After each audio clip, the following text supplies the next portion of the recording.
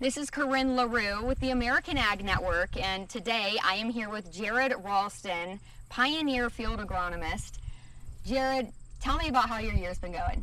You know, the year's been fantastic. It started out a little bit slow. We had some cool, damp weather early on, so our soybeans were a little bit slow to come up, but we were rewarded with some heat later on, and they responded really, really well. You know, they grew in height, width, put on dozens of pods per plant.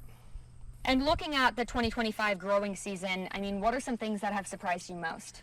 I think the biggest surprise that we had is that our soybeans were really, really stagnant due to that cool weather that I talked about. And when we were rewarded with some heat there, they really took off and started to look very, very good. And we're going to have one of the best crops we've had in a long time in South Dakota. 2025 has been an interesting year for farmers and agriculture in general. What are some of the biggest challenges that South Dakota farmers have been facing this year? I think one of the biggest challenges we face in our soybeans this year is weed control. Water hemp had a fantastic year, one of the best years it's had in a long, long time, and it's very difficult to kill. The good part is with the Z-Series Enlist soybeans, we're able to combine two technologies, Enlist herbicide and Liberty herbicide. When we combine those two modes of action, it's very, very good weed control on water hemp specifically. And Jerrod, as we look ahead to harvest, what's a key piece of advice that you have for producers, and what should they be looking for in their fields? Well, you know, Corryn, one of Corteva's core values is live safely. We're going to lose a child to a farm accident every 3 days in the United States. 33 kids are going to be injured severely injured on a farm accident every day in the United States.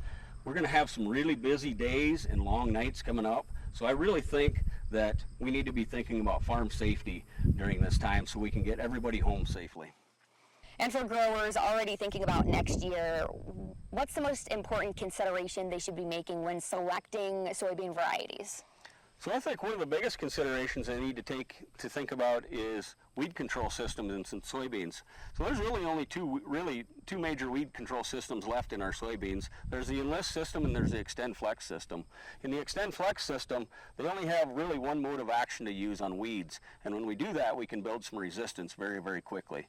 With the Z-Series Enlist soybeans, we can use two different modes of action to help control our weeds, that being Enlist and Liberty. So by doing that, we drastically reduce the chances of having resistant weeds.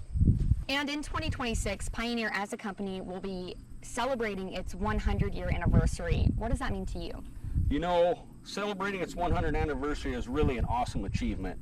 It's very rare for any company in the world to celebrate 100 years.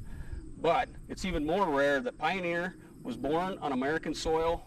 They've been supporting American farmers for over 100 years. And to me, that is a very great thing to celebrate.